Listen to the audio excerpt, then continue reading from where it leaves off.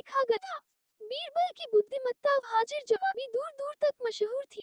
एक दिन वह बादशाह अकबर के साथ दरबार में बैठे थे।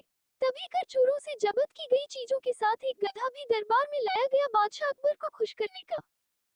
इरादे से बीरबल गधे की तारीफ के पुल बांधते हुए बोले, जहाँ पनाह, इसके चेहरे से बुद्धिमानी फूट रही है। यदि इसे सिखाया जाए तो यह शायद पढ़ना लिखना भी सीख जाए।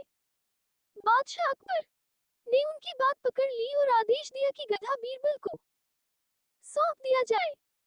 फिर बादशाह अकबर ने बीरबल से कहा, यदि गधा इतना बुद्धिमान है तो इसे ले जाओ और महीने भर में पढ़ा लिखा कर वापस ले आओ। बीरबल को यह समझते देर नहीं लगी कि यदि वह इस काम में विफल हो गई तो क्या नतीजा होगा। लेकिन बीरबल तो बीरबल ही थे, हार मानना तो उन्होंने सीखा ही नहीं था। ठीक 1 महीने बाद उसी गधे की रस्सी थामे बीरबल दरबार में हाजिर हुए। बादशाह अकबर ने पूछा, क्या गधा पढ़ लिख गया है?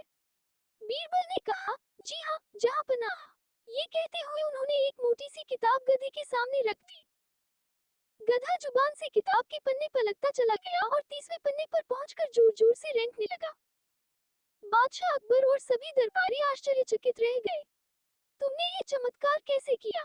बादशाह अकबर ने पूछा। बीरबल ने बड़ी शान के साथ समझाया, जहाँ पनाह।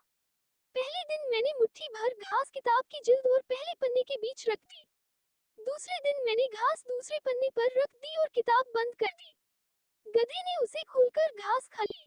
फिर रोजाना इसी तरह आगे के पन्ने पलटने लगा। लेकिन जब किताब में घास नहीं मिलती तो गधा गुस्से से रेंगने लगता था। बीरबल की तरकीब जानकर बादशाह और सभी दरबारी वाह वाह कर उठे।